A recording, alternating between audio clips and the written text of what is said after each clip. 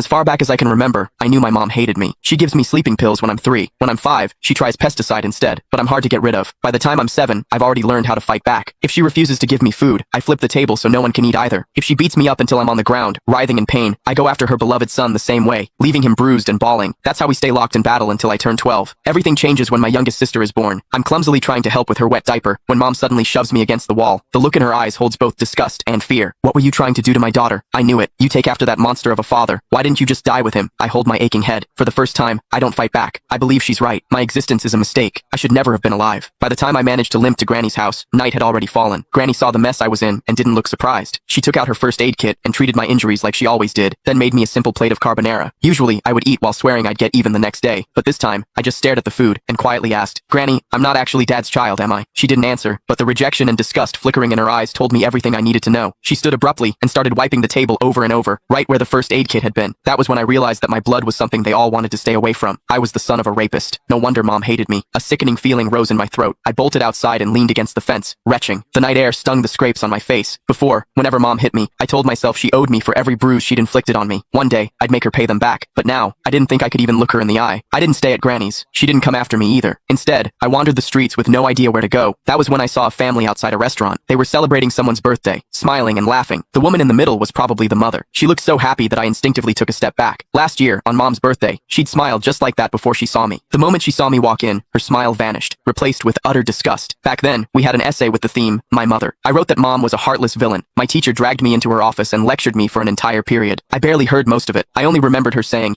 no mother in this world would ever stop loving her child. I believed her. I saved money from collecting recyclables and bought my mom a birthday cake. I just wanted a hug, the same kind she gave my brother, Casper Willis. But her frigid expression was like a stab in the heart. I felt like a fool, standing there with that cake in my hands. Anger overwhelmed me. When no one was looking, I went out and caught a couple of frogs in the garden. Then, I hid them in the cake. I could still remember the way she screamed when they jumped out. Back then, I felt a twisted sense of satisfaction. I thought she didn't deserve to be a mother. I thought she had it coming. But now, I know the truth. The one who didn't deserve anything was me. My existence itself had hurt her. As I watched that mother's smile through the restaurant window, I made a decision. This year for Mom's birthday, I would give her a gift she would truly be happy with, one that would free her completely. I decided to die. Once that thought took root in my mind, my steps felt lighter. I even started planning how to do it without troubling anyone. I needed to do something that wouldn't leave a mess. But before I could carry out my plan, a patrolling officer spotted me and brought me home. Mom answered the door. As the door shut behind us, I stared at the floor, unable to meet her eyes. Her icy tone sliced through the air. "Why didn't you just die out there?" I almost snapped back, but I forced the words down before they came out. Still, as I stared at her back, I couldn't stop myself from asking, what would you do if I really did die? Would she be the least bit sad? If you've got the guts, hurry up and do it. I'd celebrate. She walked straight into my siblings' room and closed the door. I stood rooted to my spot in the living room. After a long while, I wiped my face and let out a humorless laugh. Mom would definitely like the birthday present I had prepared. The kid who collected recyclables with me was an orphan named Samuel Hudson. He grew up bouncing from home to home and always knew how to find money where no one else would look. After school, I bought him a popsicle. We sat on the curb together, and I lowered my voice to ask how a person could die in a way that looked like an accident. Samuel stared at me like I'd grown 2 heads. Then, he shoved the half-eaten popsicle